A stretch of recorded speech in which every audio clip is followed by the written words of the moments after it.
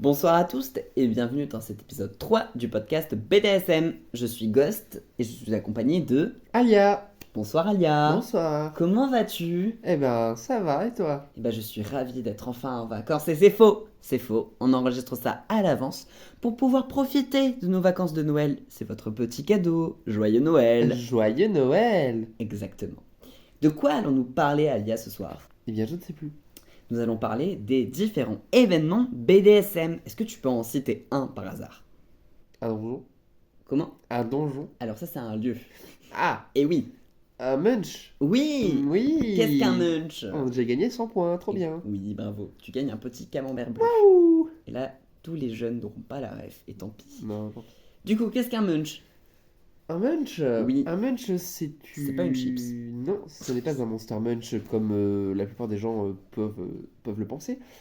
C'est un endroit, un lieu, un moment où on se retrouve entre personnes qui font du BDSM Mhm. afin eh bien, de parler, de rechercher les gens, de parler de plein de trucs, de choses qu'on aime, et puis de se faire des amis kinky aussi. Voilà, Exactement. Parce que être kinky, c'est sympa. Mais être kinky avec des potes, qu'est-ce que c'est drôle. c'est amusant, C'est- il est vrai. C'est hilarant. Voilà, un munch n'est pas forcément en soirée, ça peut être par exemple en après-midi. Je pense notamment à mon premier munch auquel j'avais assisté. C'était très simple, dans un petit parc, en mode pique-nique, très sympa, avec plein de gens. Donc évidemment, il y avait des gens qui pratiquaient le BDSM et d'autres pas du tout, qui découvraient comme moi à ce moment-là, puisque un munch est ouvert à tous, aux débutants comme aux confirmés, comme aux curieux. Le but c'est d'échanger, voilà, de créer des liens. Exactement. Puis on découvre aussi des gens qui ont déjà testé ou qui recherchent des choses assez originales. Moi, je me souviens au Munch Épicé à Oui, Montpellier, oui. on a rencontré quelqu'un qui veut faire du BDSM avec de l'hypnose Oui, c'est et vrai. ça m'a fasciné. Très Voilà. intéressant. Les munchs épicés sont organisés par Dame et Nawel, qu'on embrasse d'ailleurs. Oui, Une amie très, très sympathique. oui. Donc ça, c'est les munchs. Et est-ce que, Alia, pendant les munchs, on s'amuse, on sort les jouets? Eh bien non, on ne se claque pas le cul, à Quoi? part si eh bien, on veut montrer à la limite ses jouets pour dire «Regardez, j'ai testé ça, c'est vachement bien». Et Je sais que ça arrive, oui, c'est vrai. voilà. Donc c'est pas au munch qu'on joue. Où est-ce qu'on joue, Eh bien, Alia? c'est au Munch and Play, où on Waouh! se claque le fiacax. Cette expression est fabuleuse.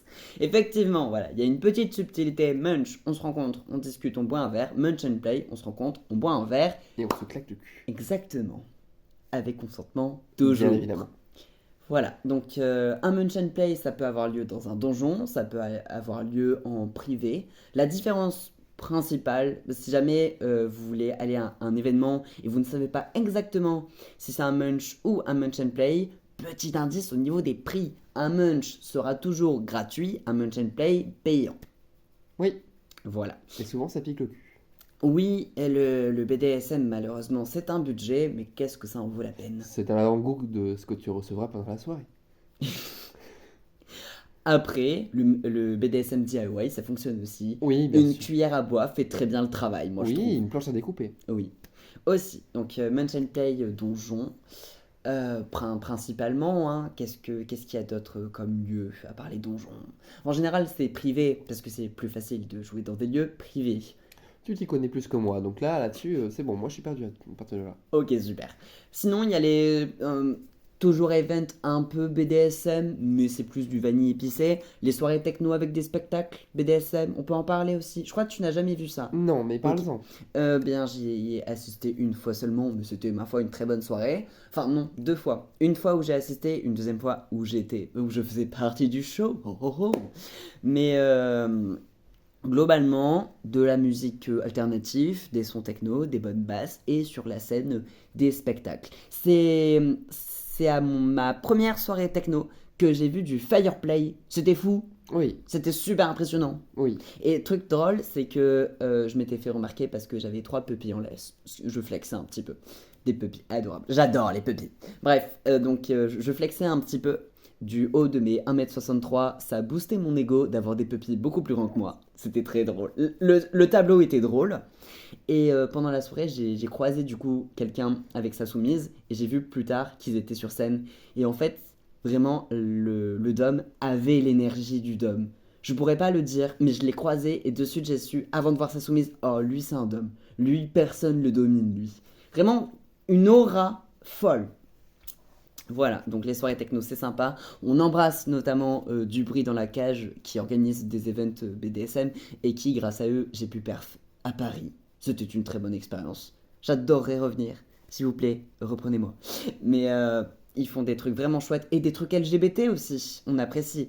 Les events LGBT kinky, je trouve qu'il n'y en a pas assez et je suis en train de travailler dessus. C'est trop bien.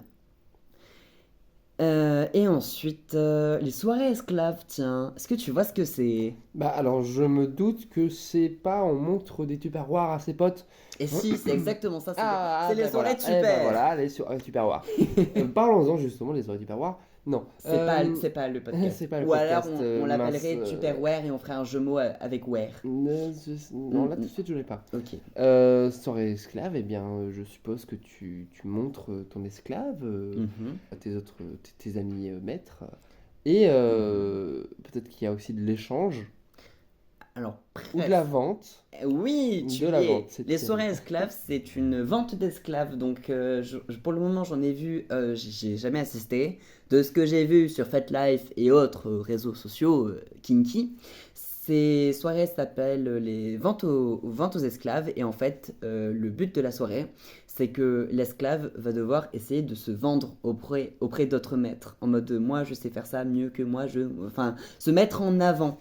Et je crois qu'à la fin, il y a effectivement des enchères, etc. Incroyable. Voilà, donc dans ce genre de soirée, soit à la fin de la soirée, la personne esclave repart avec son maître, sa maîtresse, soit il y a eu potentiellement une vente, une transaction imagée. Ça doit être intéressant. Je pense, si je vais dans ce genre de soirée, je ne participerai pas, mais je regarderai tout avec mon petit pot de popcorn. Parce que je trouve ça très intéressant. Enfin, de toute manière, j'ai un grand intérêt pour le BDSM, et je discutais l'autre fois avec euh, maîtresse Elvira. Et parce qu'elle me demandait ce que j'étais dans le BDSM et je lui disais que je n'avais du mal à me définir autre que Switch. Et elle avait fini par dire en fait t'es un explorateur. Et je lui avais dit oui, exactement. Hmm. Je suis un aventurier du BDSM. Si on me propose des choses, si je ne l'ai pas encore fait, il y a vraiment un moment où je vais me dire et finalement, pourquoi pas? Parce que ça serait trop con de mourir bête. Exactement. Puis c'est une expérience à vivre peut-être. Oui, je participerai pas, mais je regarderai comme ça en mode et comment vous faites et qui voilà. Je prendrai plein de notes. Ce serait trop fou. Voilà. Tu serais à l'aise à assister à ce genre de choses? C'est à voir, c'est à voir. Et si c'est moi qui participe? Non, en vrai, je participerai pas. Non, non. Soumission, c'est bien. Être sub, oui. Être esclave, mais pas. De toute Pas façon, fan de l'idée là, tu je vois. suis trop brate dans l'âme de toute manière pour être Oui, esclave. oui, oui. Voilà, donc les soirées esclaves, en gros, ce sont des ventes aux esclaves. Et ensuite, un dernier événement, et pas des moindres, que j'ai noté, et je suis sûr qu'il y a des équivalents à travers toute la France, nous allons parler du off. Est-ce que tu vois ce que c'est? Alors moi je connais Avignon Off, mais je ne suis pas sûr que ce soit la même chose. Alors non. Le off, c'est le Occitanie Festival of Fetish, si je prononce bien.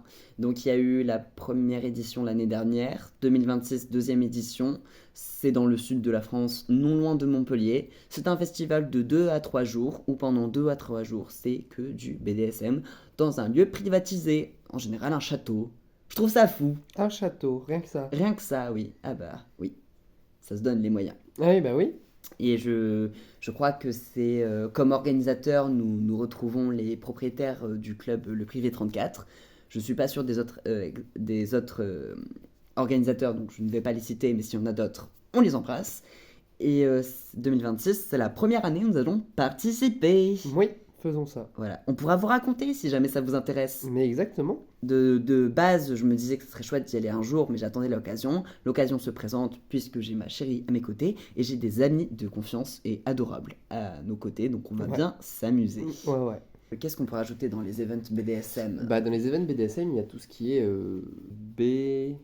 Daddy Little Boy? Ouais, des Ou- événements comme ça. Oui, c'est vrai. Alors, j'ai pas participé parce que la pratique du Daddy Little Boy ou du Mommy Little Boy ou autre, enfin du DDLG, De manière générale, ça s'appelle des DLG, mais évidemment, il y a plein de variantes en fonction du genre de la personne.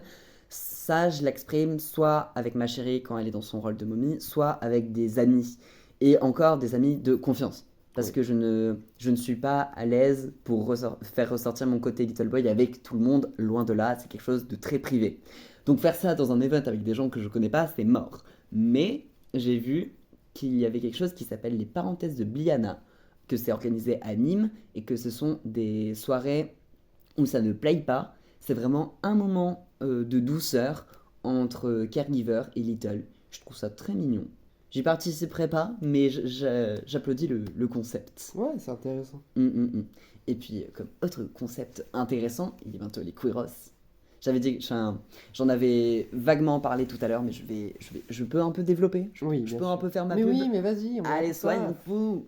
Le gars demande s'il peut faire de la pub sur son propre podcast, c'est fabuleux. Qu'est-ce que le Queeros? Mon nom du coup, mon pseudo dans le milieu BDSM, c'est Eros. Pourquoi Eros? Eh bien, parce que je suis un énorme amoureux de l'amour, voilà. J'aurais dit parce que tu n'as pas d'originalité et que la plupart des gens prennent Eros, mais... Les gens prennent Eros parce que, oh là là, un nom grec un peu original, allons-y. Moi, il y avait une vraie réflexion derrière. C'est plus que ça, Eros, c'est plus que juste un dieu de la mythologie grecque. Non, c'est le dieu de l'amour, et étant donné que je suis un éternel amoureux de l'amour, et qu'en plus de ça, je suis polyamoureux, je m'étais dit que Eros m'irait très bien, puisque je suis amoureux du BDSM. Oui, ça c'est sûr. Voilà. Et puis t'as un collectif plus ou moins Red Flag qui a repris mon nom et je suis il dégoûté. Est plus que Red Flag, il est plus que Red Flag. Super. Mais c'est pas ces connards qui me feront changer de pseudo parce que Eros c'est ma signature. Voilà. Je le reprendrai. Toujours. Parce que quoi de plus grec mythologique que un twink transmasque finalement. Moi je trouve que je suis très raccord. En Grèce antique, j'aurais fait des ravages. Oh oui, oui. Donc le queeros, petit jeu de mots entre queer et eros, c'est un munch, tout simplement, entre personnes queer. Par et pour les queers. En mixité choisie. En mixité choisie, merci. Parce que des espaces où on se retrouve qu'entre queer, il n'y en a pas assez. Des espaces, la plupart du temps, les munch and play, c'est majoritairement hétéro-cis et c'est très cool. Et de temps en temps, il y a des trucs LGBT ouverts à tous. Et là, je me suis dit, en vrai, un petit espace à nous où on peut discuter entre LGBTQIA+, ça peut faire du bien. Ouais. Ça peut mettre en confiance aussi. Oui, aussi. Parce que on a adoré nos expériences jusqu'à là, il n'y a vraiment pas de souci de ce point de vue-là. On a adoré les gens qui nous ont accueillis dans leur lieu et tout. Mais c'est vrai qu'en tant que personne queer, en tant que personne trans, t'as toujours ce minuscule, même s'il dure quelques instants, mais il est toujours présent, ce petit moment de malaise face à des hétérocis qui, tu sais pas s'ils te regardent mal ou non, juste parce que t'es queer, ou parce qu'ils bug sur quelque chose d'autre, ça se trouve, ce n'est pas du tout toi, mais il y a toujours un peu ce malaise. Si jamais le queeros grossit, grandit, il s'ouvrira à nos chers amis hétérocis qu'on embrasse d'ailleurs, parce que not all hétérocis. Oui. Mais pour le moment, c'est entre queer. Et d'ailleurs, entre queer, évidemment, c'est large, c'est-à-dire si tu es cis et tu es bi, viens donc. Si tu es bi et tu es trans, viens donc, voilà. C'est ouvert à tous. À partir du moment où tu n'es pas hétéro-cis, tu es le bienvenu. Voilà. Comme lieu très sympathique sur Montpellier, on peut aussi citer le Lilithium, organisé par Miss Lilith et Sir Bélial, qu'on embrasse. Donc là, ouvert à tous, mais quand même vachement très LGBT, si je puis me permettre. Très entre queeros. Très entre pédales, finalement, et on adore ça. Oui. Voilà. Un garage à vélo, finalement. Fabuleux. On a hâte qu'ils reprennent, d'ailleurs. Oui. Oui, parce que l'ambiance y est fantastique. Lilith, Bélial, c'est quand le prochain? Et puis la cuisine. Mama. On vous attend, hein. On a hâte. On a très hâte. Qu'est-ce qu'on pourrait rajouter? J'ai rien qui Une anecdote drôle, peut-être, à raconter dans un munch and play. Est-ce que t'as quelque chose? Si t'as pas, moi j'ai. Une anecdote drôle, pas vraiment drôle, mais je sais que la première fois où je suis arrivé en donjon BDSM, j'étais soumise, et du coup c'était vraiment la première fois où j'étais en donjon. Donc donjon, il y avait plein d'autres gens, et j'étais vraiment très impressionné Oui, par le lieu, par Mhm. l'ambiance, par tout en fait, parce que c'est quand même assez convivial. Et c'est vraiment, enfin, c'est ça qui est assez cocasse, c'est qu'on se dit que les gens, ils sont sûrement tous dans leur coin en train de se foutre le fiac, mais en fait, non, c'est assez Ah convivial. non, pas du tout. Mais de toute manière, je t'avais amené au chalet d'Eden. Je savais Oui, que ça allait bien se passer. oui. Chalet qu'on embrasse d'ailleurs. On embrasse tous les gens Ah là là là qu'on là. a cités dans ce podcast. Mais le chalet d'Eden, c'est une ambiance conviviale. Voilà. T'arrives, il y a de la bonne nourriture, il y a du bon son métal. C'est sympa comme tout. Voilà. On y rigole bien. Oui, Parce que l'anecdote que je voulais citer, d'ailleurs, et en petite parenthèse dans la parenthèse, je ne sais pas quand est-ce qu'on retournera au chalet d'Eden parce qu'il est loin. Il est loin de Montpellier. Mais un jour, dans l'année 2026, ça devrait se faire. peut-être, Peut-être. peut-être, peut-être, Oui, peut-être. on accompagnera ma protégée, Ulu. Faisons, On viendra tous les trois comme ça.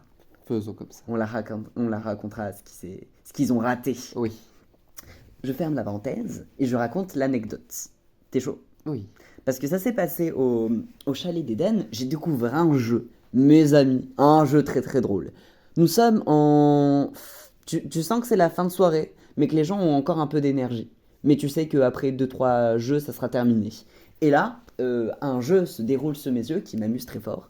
J'ai pas osé y participer. Si un jour ils le refont devant moi, j'y participerai. C'était un Uno. Mais évidemment, un Uno BDSM, sinon ce n'est pas drôle. Donc, les subs jouaient entre eux pendant que les doms choisissaient leurs armes, littéralement.